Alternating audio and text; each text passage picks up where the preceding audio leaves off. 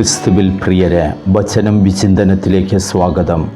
ഇന്നത്തെ വചനഭാഗം വിശുദ്ധ യോഹന്നാൻ്റെ സുവിശേഷം 1-ാം അധ്യായം 29 മുതൽ 34 വരെയുള്ള സ്നാപക യോഹന്നാൻ്റെ സാക്ഷ്യമാണ്. 4 സുവിശേഷകാരന്മാരും തങ്ങളുടെ സുവിശേഷങ്ങളിൽ സവിസ്തരം പ്രതിപാദിക്കുന്നത് സ്നാപക യോഹന്നാൻ്റെ സാക്ഷ്യമാണ്. സ്നാപകൻ്റെ സാക്ഷ്യം ആദിമസഭയുടെ വിശ്വാസ പ്രഘോഷണത്തിൻ്റെ അവശ്യ ഘടകമായിരുന്നു. മിശിഹ അല്ലെങ്കിൽ ക്രിസ്തു പഴയ നിയമ പ്രതീക്ഷയുടെ പൂർത്തീകരണമായിരുന്നു. പഴയ നിയമ പ്രവാചകന്മാരിൽ അവസാനത്തെയാളും പഴയ നിയമത്തിൻ്റെയും പുതിയ നിയമത്തിൻ്റെയും കണ്ണിയുമായി തീർന്നവനുമാണ് സ്നാപക യോഹന്നാൻ. സ്നാപക യോഹന്നാൻ ക്രിസ്തുവിന് സാക്ഷ്യം വഹിക്കാനായി വന്നവനാണ്. സമാന്തര സുവിശേഷങ്ങളിൽ അനുതാപത്തിനുള്ള സ്നാനം നൽകുന്നവനായാണ് സ്നാപകനെ അവതരിപ്പിക്കുന്നത്. യോഹന്നാൻ്റെ സുവിശേഷം 1-ാം അധ്യായം മുതൽ 35 മുതൽ 39 വരെയുള്ള വചനങ്ങളിൽ സ്നാപക യോഹന്നാൻ്റെ സാക്ഷ്യത്തിൻ്റെ ഫലമായാണ് ആദ്യ ശിഷ്യന്മാർ യേശുവിനെ അനുഗമിച്ചത്. വിശുദ്ധ യോഹന്നാൻ്റെ സുവിശേഷത്തിൽ സാക്ഷ്യം വഹിക്കുക എന്ന പ്രയോഗത്തിന് ഏറെ പ്രാധാന്യമുണ്ട്. ക്രിസ്തു ലോകത്തിലേക്ക് വന്നത് തന്നെ സാക്ഷ്യം വഹിക്കാനായിരുന്നു, സത്യത്തിന് സാക്ഷ്യം വഹിക്കുവാൻ വന്നവനായിട്ടാണ് വിശുദ്ധ യോഹന്നാൻ സ്നാപക യോഹന്നാനെയും അവതരിപ്പിക്കുന്നത്.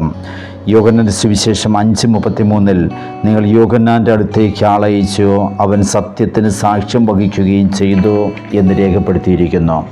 സത്യം എന്ന് പറയുന്നത് ദൈവത്തിൻ്റെ വചനം, ദൈവത്തിൻ്റെ സംസാരം അഥവാ ദൈവത്തിൻ്റെ സ്വയം വെളിപ്പെടുത്തലായിട്ടാണ് വിശുദ്ധ യോഹന്നാൻ്റെ സുവിശേഷത്തിൽ മനസ്സിലാക്കാൻ കഴിയുക. യോഹന്നാൻ്റെ സുവിശേഷം 17:17 അവരെ അങ്ങ് സത്യത്താൽ വിശുദ്ധീകരിക്കണമേ, അവിടുത്തെ വചനമാണല്ലോ സത്യം. അതുകൊണ്ട് വചനം മാംസം ധരിച്ച ക്രിസ്തു യോഹന്നാൻ 14:6 വഴിയും സത്യവും ജീവനും ഞാനാണ് എന്ന് വ്യക്തമാക്കുന്നു. ദൈവം അരൂപിയും അദൃശ്യനുമാണ്. എന്നാൽ ഈ ദൈവം വചനത്തിലൂടെ സ്വയം വെളിപ്പെടുത്തുന്നു. സ്നാപക യോഹന്നാൻ്റെ സാക്ഷ്യത്തിന് 2 ഭാഗങ്ങളുണ്ട്. ഒന്നാമതായി സ്നാപകൻ സ്വന്തം വ്യക്തിത്വത്തെ സാക്ഷ്യപ്പെടുത്തുന്നു. രണ്ടാമതായി അനുതാപത്തിൻ്റെ സ്നാനം നൽകിക്കൊണ്ട് സ്നാപകൻ ക്രിസ്തുവിന് സാക്ഷ്യം വഹിക്കുന്നു. ഇന്നത്തെ സുവിശേഷത്തിൽ സ്നാപകൻ ക്രിസ്തുവിനെക്കുറിച്ച് നൽകുന്ന സാക്ഷ്യമാണ് കാണാൻ കഴിയുക. ക്രിസ്തുവിൻ്റെ വ്യക്തിത്വത്തിൻ്റെ സവിശേഷതകളിലേക്ക് ശ്രദ്ധ കേന്ദ്രീകരിച്ചുകൊണ്ടാണ് സ്നാപകൻ യേശുവിന് സാക്ഷ്യം വഹിക്കുന്നത്. പ്രധാനമായും 4 സവിശേഷതകളാണ് ഉള്ളത് സ്നാപകൻ യേശുവിന് നൽകുന്നത്. ഒന്നാമതായി ദൈവത്തിൻ്റെ കുഞ്ഞാട്, രണ്ടാമതായി അനാദി മുതലുള്ളവൻ, മൂന്നാമതായി പരിശുദ്ധാത്മാവിനാൽ സ്നാനം നൽകുന്നവൻ, നാലാമതായി ദൈവപുത്രൻ. ദൈവത്തിൻ്റെ കുഞ്ഞാട് എന്നാണ് സ്നാപകൻ്റെ പ്രഥമ സാക്ഷ്യം. പെസഹ കുഞ്ഞാടിനെക്കുറിച്ചും അബ്രഹാം ബലിയർപ്പിച്ച കുഞ്ഞാടിനെക്കുറിച്ചും ജനങ്ങളുടെ പാപങ്ങൾ വഹിക്കുന്ന കുഞ്ഞാടിനെക്കുറിച്ചുമുള്ള പരാമർശങ്ങൾ ജനത്തിനറിയാം. കൂടാതെ യെശയ്യാ പ്രവാചകൻ അവതരിപ്പിക്കുന്ന സകനദാസൻ്റെ കീർത്തനത്തിൽ ഇപ്രകാരം നാം വായിക്കുന്നു, അവൻ മർദ്ദിക്കപ്പെടുകയും പീഡിപ്പിക്കപ്പെടുകയും ചെയ്തു, എങ്കിലും അവൻ ഉരിയാടിയില്ല.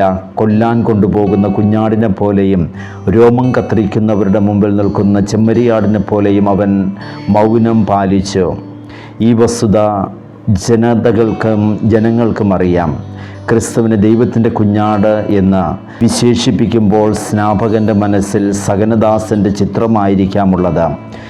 യെശയ്യാ പ്രവാചന പുസ്തകം 42:1 പറഞ്ഞിരിക്കുന്നു, ഇതാ ഞാൻ താങ്ങുന്ന എൻ്റെ ദാസൻ, ഞാൻ തിരഞ്ഞെടുത്ത എൻ്റെ പ്രീതിപാത്രം, ഞാൻ എൻ്റെ ആത്മാവിന് അവന് നൽകി എന്ന് സകനദാസനെ കുറിച്ച് പറഞ്ഞിരിക്കുന്നത് ക്രിസ്തുവിൽ നിറവേറിയെന്ന് സ്നാപകൻ സാക്ഷ്യപ്പെടുത്തുന്നു.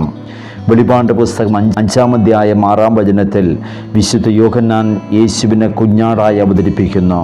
ഉദ്ധിതനെങ്കിലും മരണത്തിൻ്റെ മുറിവുകൾ വഹിക്കുന്ന യേശു കൊല്ലപ്പെട്ടവനായി നിൽക്കുന്ന ഒരു കുഞ്ഞാടായി ഇവിടെ അവതരിപ്പിച്ചിരിക്കുന്നു.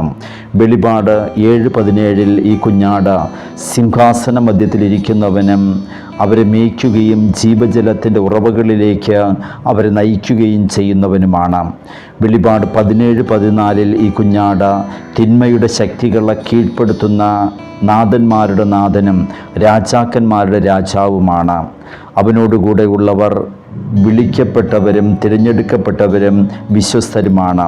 ഇവയെല്ലാം യേശുവാണ് യഥാർത്ഥ ദൈവത്തിൻ്റെ കുഞ്ഞാട് എന്ന വ്യക്തത നൽകുന്നു. രണ്ടാമതായി സ്നാപകൻ യേശുവിനെക്കുറിച്ച് പറഞ്ഞിരിക്കുന്നത് അനാദി മുതലേ ഉള്ളവനെന്നാണ്. ആരംഭമില്ലാത്തവനായ ക്രിസ്തു അനാദി മുതലേ ഉള്ളവനാണ്. മൂന്നാമതായി സ്നാപകൻ പറയുന്നത് ക്രിസ്തു പരിശുദ്ധാത്മാവിനാൽ സ്നാനം നൽകുന്നവനാണ് എന്ന്.